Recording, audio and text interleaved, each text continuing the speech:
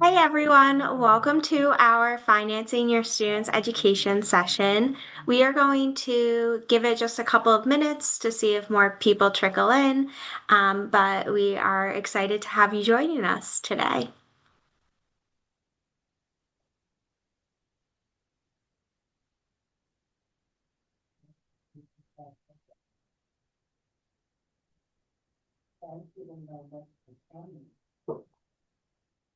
All right.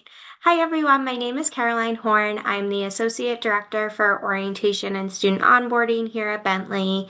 We are so excited to have you joining us today for our Financing Your Students Education Falcon live chat.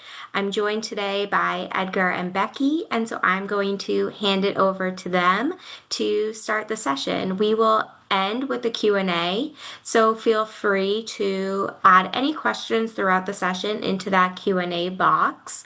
And we are recording this session, so you can look back at this on our YouTube channel. And if you are watching the recording, please feel free to email us any questions that you may have about this content. But now I'm going to hand it over to Becky and Edgar. Awesome.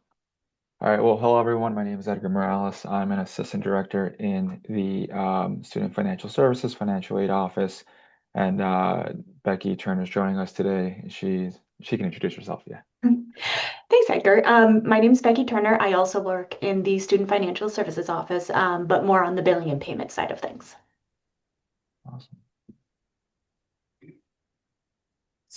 Yeah. So today we'll be going over determining educational cost, funding options and opportunities, and then Becky will be going over billing and paying tuition. Yeah. Awesome. So yeah, we'll begin with determining educational cost. On the next slide, you'll see a breakdown of our 2026-2027 cost of attendance. You can also find this on your student's award letter, and the costs are broken down into direct costs or billable costs that are billed directly by Bentley, and then there's the indirect cost. These are things that are not billed by Bentley. So for direct costs, there are things like tuition, housing and food, and then the student activity fee.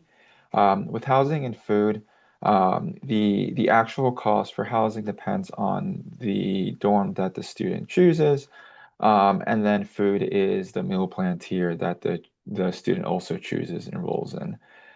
With indirect costs like books and supplies, those really depend on the classes that the student is taking, as well as where the student purchases the books, and just how expensive the textbook is.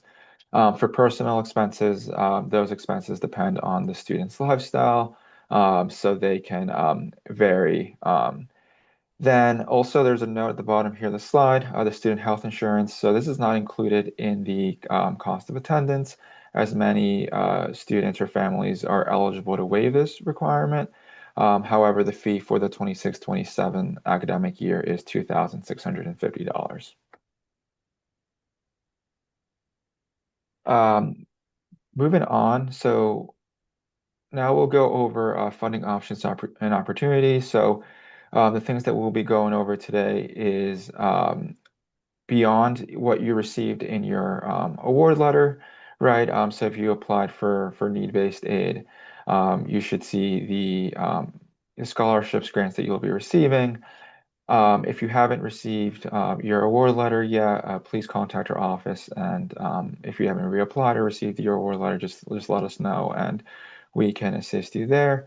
But some of the resources we'll be going over will be outside scholarships, federal loans, private and alternative loans, and then we'll finish off with international student resources. So for outside scholarships, these scholarships are not awarded or provided by the government or Bentley. So these are outside Bentley. These are provided, awarded by either private institutions, right? And for these, the student can find them on outside scholarship search platforms. So the student would go in, create a profile, providing as much or as little as information as desired. They'll ask them questions like basic information like name, address, school they live at, but then they could also ask him about extracurriculars, what their intended major is. So they're welcome to provide all that information, or if they just want to keep it to basic information, they can. And then the search engine will find scholarships that match the student's profile. For these, all the student would need is to apply, and these are awarded for multiple reasons. They could be awarded based on the student's intended major. So scholarship can be looking for people going into business, um, or it could be if a student does a certain extracurricular activity. So they're awarded for various reasons, and you can find them on these websites. Moving on to the federal direct student loans. So for these, they're available to all U.S. citizens and eligible non-citizens. So the student completing the FAFSA are automatically considered for these loans. If you already have your award letter, you should have been awarded these loans and you will see them on the award letter. The student is the sole borrower of these student loans. There's no credit check required. And the uh, the components are the subsidized and the unsubsidized loan. The subsidized loans do not accrue interest while a student is still enrolled in school for more than half time. And then the unsubsidized loan does accrue interest while the student is in school. The interest rate for the 2026-2027 academic year is 6.52%. For these loans, there's no payments required while the student is enrolled, and there is multiple repayment options for these loans that you can explore with your loan servicer. On the right here, you'll see a chart with the annual loan limits for dependent undergraduate students. For first years, the loan limit is 5,500 and 35 no more than 3,500 can be in the subsidized portion. Year two is 6,500 for the annual loan limit, with 40 no more than 4,500 being in subsidized. And then for years three and beyond, it's 7,500 for the annual loan limit, and then no more than 5,500 can be in the subsidized loan. The maximum cumulative undergraduate amount is 31,000 and no more than 23,000 can be in the subsidized loan. Again, these will be included on your award letter. If for the subsidized loan, the student does have to demonstrate financial need. If there's no demonstrated financial need, then the student will be awarded all of it would be awarded in the unsubsidized loan, and all students are eligible for the unsubsidized loan. Now moving on to the additional financing. So with Parent Plus loans, so in addition to the federal direct loan program that it is included in the student's award, there's also the Parent Plus loan. So these are available to U.S. citizens and eligible non-citizens. The student must have completed the FAFSA. The parent is the borrower for the Parent Plus loans. When you submit your application, they do check for no adverse credit history. Um, for incoming students, with the OB3 bill, right, the one big beautiful bill that was just passed, there were changes to the federal loan programs. So one of the changes was with the Parent Plus loans. So for these now, for new students in the program, for loans dispersing after July 1st, of 2026, there is a 20,000 loan limit for the academic year per child, and then a lifetime borrowing limit of 65,000 per child. So that's the aggregate borrowing limit for the Parent Plus loan. If the student has already, or if you have applied for the student for a Parent Plus loan already prior to June 30th, 2026. There is a limited exception. However, for incoming students, this limited exception does not apply. since you are borrowing for the first time after July 1st, 2026 for that specific child. The fixed rate for these Parent Plus loans is 9.07%. And for these loans, the parent can obtain or request deferment on the loan and make no payments while the student is enrolled. Next, there's also private loans. These are provided by private banks or private institutions. Um, you can find a list of lenders on elmselect.com, and they show a variety of private lender options. Some of these options are available to international students. The maximum loan that we are able to certify is the cost of attendance minus any other financial aid. So if you have no idea, no clue where to begin or your research or where to begin your search for private loans, Elm Select can be a good resource, a good tool to begin exploring private loans. You can use this tool to compare different loans, their interest rates, repayment terms, loan origination fees, etc. However, there is no obligation to use a lender on Elm Select. Like I said, this is a great option to begin your research if you have no idea where to start researching private lenders.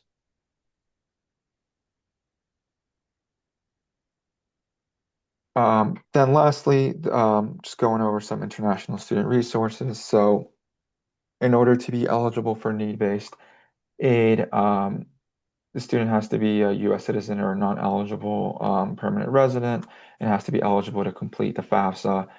These are some resources for international students. So there is NAFSA. Um, the student can find information for international students applying to U.S. institutions. They can get guidance on costs, funding sources. They can find scholarship search engines on this website. There's also edupass.org, and then scholarships for international students from developing countries. The student can visit scholarsfordeaf.com to find scholarships that they may be eligible for. And then our office also does have international student guide that has additional links and additional resources. So you can also contact us and we will be happy to provide that guide for you. Awesome. Well, thank you. Well, now I'll be passing it on to Becky, who will be going over billing and paying tuition. Thanks, Edgar. All right, billing and paying tuition. Okay, so we're going to start with a timeline of some important dates that we are recommending that you kind of take note of. So we haven't charged or billed for the fall semester yet. You will see those charges generate on your Workday account on or around July 7th. You'll get an email from our office when they do actually post to Workday, but we are saying it should be on or around July 7th this year. And then once the billing is posted, the payment in full, if you're planning on just paying the full amount all at once, that amount is going to be due on August 4th. If you would like to participate in the payment plan, we do have a payment plan and I'll go into more detail later. But the payment plan does have up to 4 installments for the fall and the spring semester. We also have the payment plan for the summer semester, but that's only 2 payments. But for the fall semester, the first payment for the installment plan is going to be due August 15th. And if you were to enroll in the payment plan after that date, so if you enrolled in the payment plan, say on August 16th, you missed that first installment date, so now you're only going to have 3 installments. So the first one would be September 15th, and then you have October 15th and November 15th. So the installments kind of depend on when you enroll in the plan. The very last day that you are able to enroll in the plan is going to be September 22nd. And as you can see from the timeline, if you do wait until the 22nd, you're only going to have 2 installments on that plan.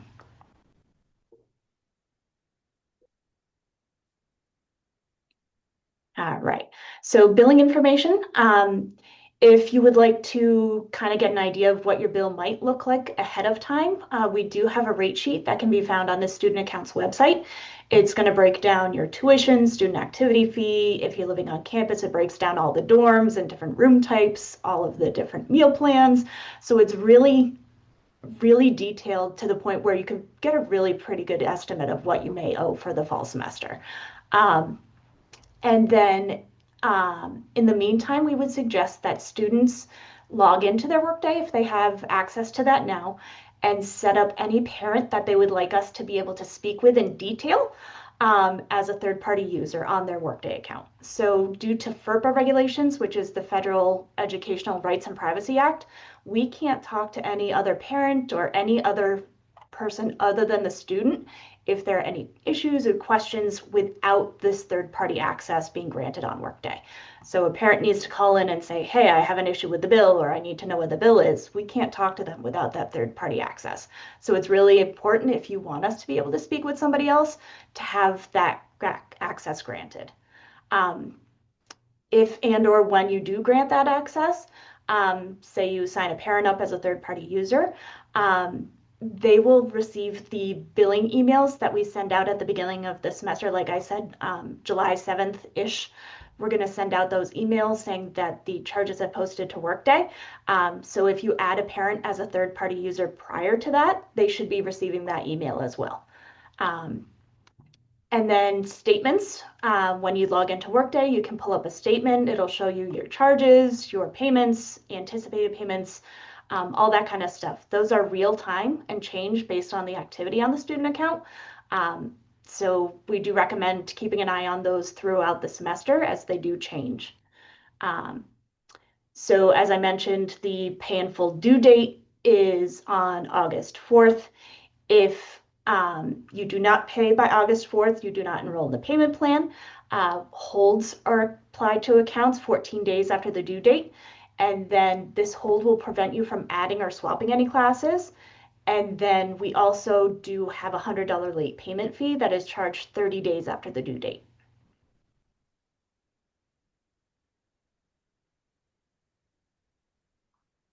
All right, so this is a sample of what your statement is going to look like once you pull it up in Workday. So it's going to have your name, your student ID number, and it's going to break out your student account activity based on what type of activity it is. Charges versus payments and credits versus anticipated payments versus refunds. So anticipated payments is where your financial aid payments are going to sit up until we actually receive the funds. So in this case, you see that there's a McCollum scholarship. It means that we know you're going to be getting that scholarship. We just don't have the funds applied to your account yet. So Workday is not going to try and get you to pay that amount out of pocket. It's going to say, okay, I know you're getting $2,050 from this. So we'll deduct it from your total that's amount due out of pocket. And then if for whatever reason there's any type of overpayment to your account, you can definitely request a refund. And if you do receive a refund within a term, you'll see everything listed here as to the amount and what it was from.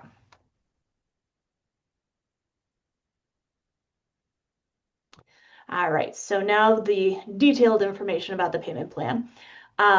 So only students can enroll in the payment plan. Once the student is enrolled in the payment plan, parents, third-party users, whoever you want can make payments to the plan. It's just the actual enrollment process is only available to the students on their Workday account. The Fall 26 plan is a maximum of 4 installments, as we saw on that timeline for August through November. Again, depending on when you enroll. So if you enroll August 16th, you're only going to get 3 installments for September, October, and November, that kind of deal. The plan is interest-free, but there's a $35 enrollment fee. That's the only fee we're going to charge you unless you miss the payment, and then we get down to that a little later. But in order to officially enroll in the plan, you have to complete what's known as the terms and conditions. They pop up in your Workday inbox. You read through the terms and conditions, you click I agree, and then you're officially enrolled. If you are to miss a payment plan installment by the due date, you have a 2-week grace period. After that, you end up with a $20 late payment fee, and you'll have that same type of hold that I mentioned before where you cannot add or swap any classes until that payment is made. The plan does not go with you between semesters. You have to enroll each semester. So if you enroll, say, for fall 26, you are not automatically enrolled for spring 27. You would have to go into Workday, go through the entire process. It only takes 5 minutes, but still, you would still have to do that enrollment process to enroll in other semesters as well. All right, so our payment methods that we accept. You are welcome to use an e-check or an ACH payment. It's made online through Workday. There's no fee associated. You put your bank account and routing information on Workday, and then it acts as like a direct debit from that account, and it goes to our bank account, and you're all set from there. Um, Credit card payments, we do accept those. They are also made through Workday, but there are convenience fees. Those convenience fees do not come to us. They go to the third-party processor that does the actual processing of the payments. If you're a domestic student or using a domestic card, it's 2.95% of whatever amount you're trying to pay. An international fee is the 4.25%. When you go through the process of making a credit card payment on Workday, there is a box, you get a pop-up that will specifically mention, okay, you're trying to pay this amount. This amount is going to be the fee that we're adding to this amount, and it will give you the new total. So it does make it very apparent that you are making a payment, that you are getting charged a fee for it, and you have to accept it before you continue. You can also, if you have and would like to use a paper check, they can be mailed to our office. We do recommend that you put attention to the cashier's office. It just helps the mail office or the mail room figure out where it needs to go. We ask that the payment be made directly to Bentley University with the student's name and or ID number, either directly on the check, or if you want to put in a little piece of paper or something saying who it's for, it just kind of speeds up the process a little bit. If you would like to make a wire payment of any kind, whether you're international, domestic, we only accept wire payments through Flywire. So it's a third-party company that we've partnered with. They have our bank account information. They receive the money first, and then they forward it along to us.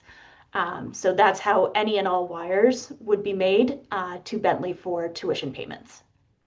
And then lastly, if you have and would like to use crypto, we certainly accept Bitcoin, Ethereum, and US dollar coins. So to start one of those types of payments, you would go to the student accounts website, and then there's a payment options. So like a drop-down menu, there's a payment options portion of the site, and there's a little box that specifically says cryptocurrency, and then there's a button in there that you can click on, and it'll bring you through the entire process.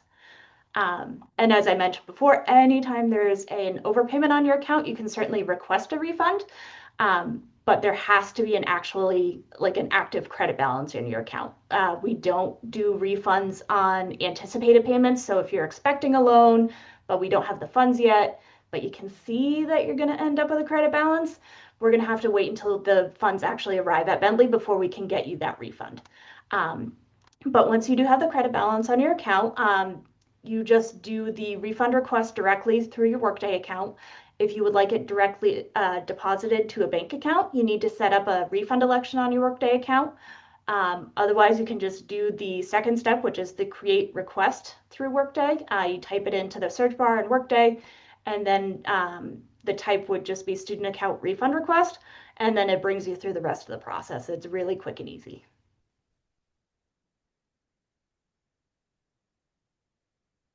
And then that's our little spiel. We're always here to help. So during the summer, we are here Monday through Thursday, 8 a.m. to 5:30 p.m. During the school year, we're here Monday through Friday, 8 a.m. to 4:30 p.m. Sorry, 8:30 a.m. to 4:30 p.m. And then this is our contact information. Again, someone's always here during those times. We pride ourselves on being around and answering the phone and any questions you have. So definitely reach out with any and all questions.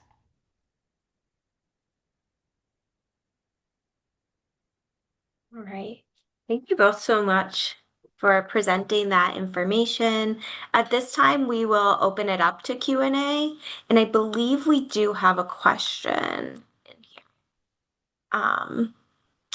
So one of the questions I think was more towards the beginning that was asking about some of those resources that if they were just for US citizens. Yeah.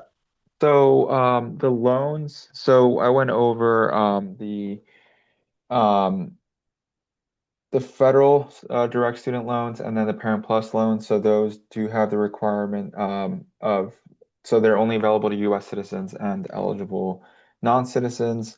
Then we went over the private loans. I had mentioned that some of the options on Elm Select are available to international students. There are some lenders that do work with international students. If I also mentioned there was an international student guide that also has additional resources on lenders that work with international students. So you're welcome to email our office, and we're happy to send you that document. And then I included international student resources, and then there's the outside scholarship search platforms that some scholarships do not require any citizenship eligibility. I don't know exactly what you're referring to, but I hope that answered your question. If you have a more specific question, you can email our office, and we're happy to help.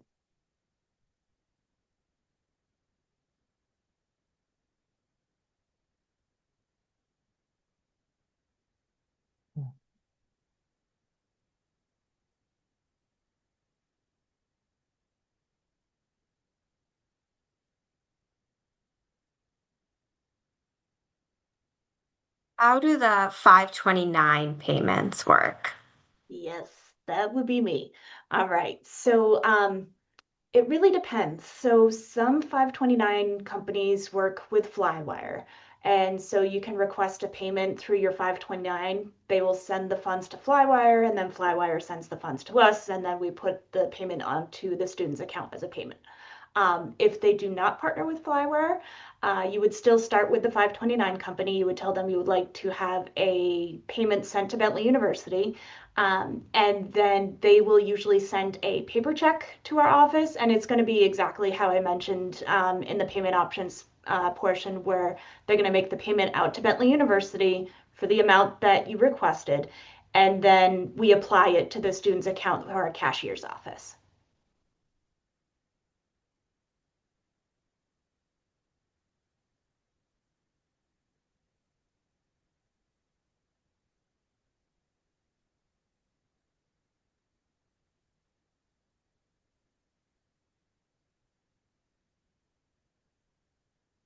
Great. We recognize that there is a lot of content shared in this past half hour. So if you think of any additional questions, feel free to send FSS an email. Feel free to use the new Falcon question form. We are happy to help to make sure that you have all of the information that you need for this big piece of the college experience.